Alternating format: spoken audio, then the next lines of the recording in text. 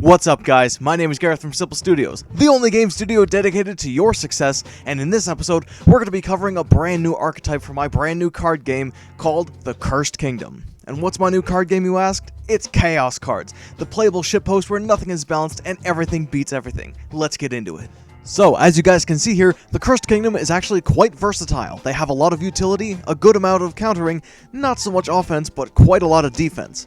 And in terms of their power budget, they are nothing to laugh at. Quite the opposite, actually. If you're fighting one of these guys and it gets to the late game, you better start hiding under your bed, because these guys have the strongest combos out of everything. Some of the best powered monsters in the game, some of the best effects you could ever ask for, and of course, some of the highest difficulty out of any archetype and deck. And wrapping up their stat analysis, where does the Cursed Kingdom sit on the deck and archetype compass? And the answer is on the top left, baby. They want to stall the game out as long as possible. That's one of their main goals, and they are one of the hardest decks in the game by far.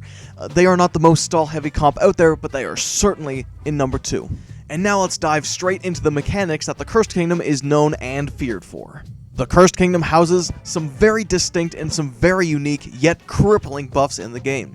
They have Nightmare, Curse, Graveborn, Equalize, Rot, Disarmed, Cowardice, and most notably, Omen's Pact. Let's dive into them all right now. Starting off strong and steady with Nightmare, arguably one of the most crippling effects of the Cursed Kingdom. And it's very simple, but like I said before, extremely crippling. A monster with Nightmare negates every single effect the battling monster has for that combat only. The effects go away right after combat and do not affect the monster prior to combat. Next up, Curse. If a monster with Curse takes damage from another monster prior to combat starting, the damaging monster gets cursed with a nasty effect. Next up, Graveborn. All it does is it says that the unit will die at the start of next turn. Nothing super crazy, but there it is. Next up is Equalize. All the damage the monster takes during combat is halved and rounded down.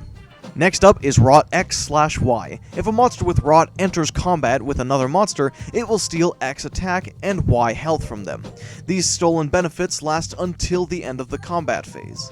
Next up is Disarmed. The unit can't attack. Next up is Cowardice. The unit cannot block.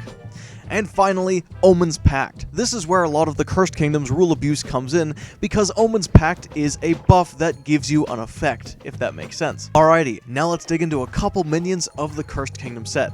First up we have the Crypt Muncher, a 0 attack, 0 cost, and 0 health unit.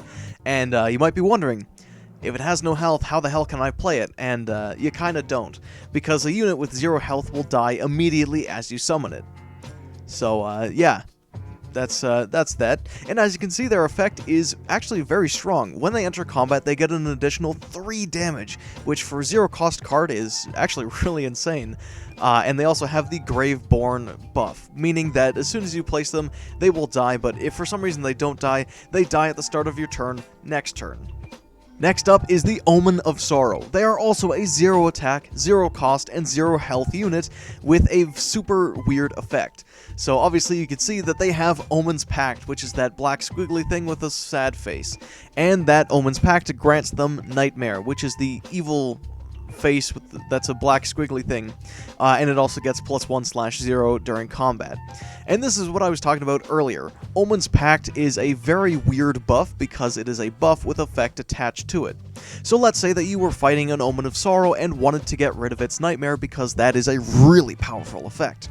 If you tried to use a card that silenced effects or nullified every effect or even used Brain Rot, Omen of Sorrow would be completely fine because Omen's Pact is not an effect, it's a buff, and buffs are immune to effect nullification because they are not effects. And now diving right in with a couple mids, we are going to be starting off with the King of Silent Cries. Now this guy, he's a little weird, so let's go over what he does together. All units with 0 health are unable to die outside of combat as long as the King of Silent Cries is on the field.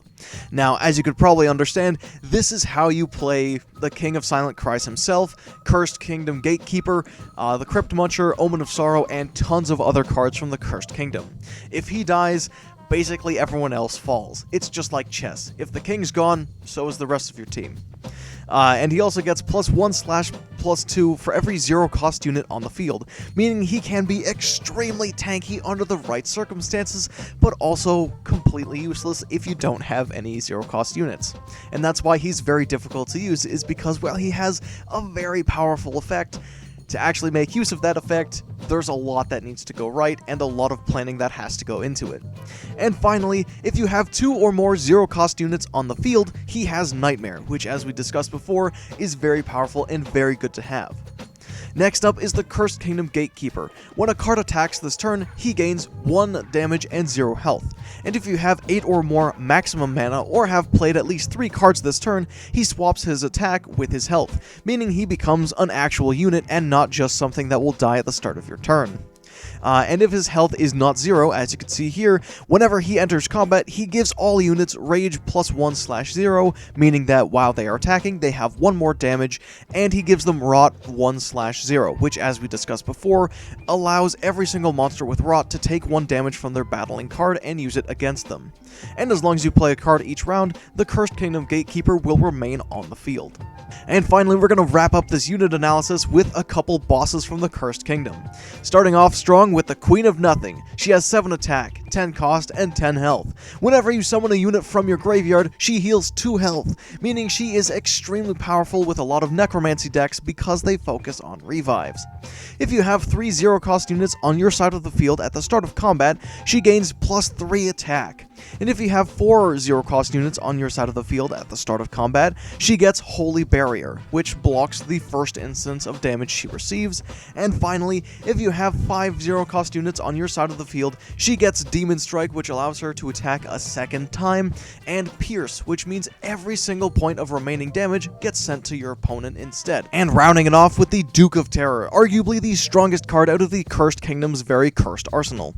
He has 10 damage, 10 cost, and 10 defense. And his most notable effect is while he is on the field, all damage dealt to allies is totaled together and then dealt evenly amongst allies at the end of the turn. This means that if I have the Duke of Terror and 2 other allies, if you are going to be dealing 10 damage to the Duke of Terror, you're actually not going to be dealing 10 damage to him. You're instead going to be dealing 10 damage to all allies, but this has to be split evenly, so that is 3 point something. I'm not very good at math, but this is rounded down, so instead of dealing 3 point whatever, you're just going to be dealing 3 damage to all allies. So all of a sudden, instead of killing the Duke of Terror, you've actually just dealt 3 damage, and he's perfectly fine.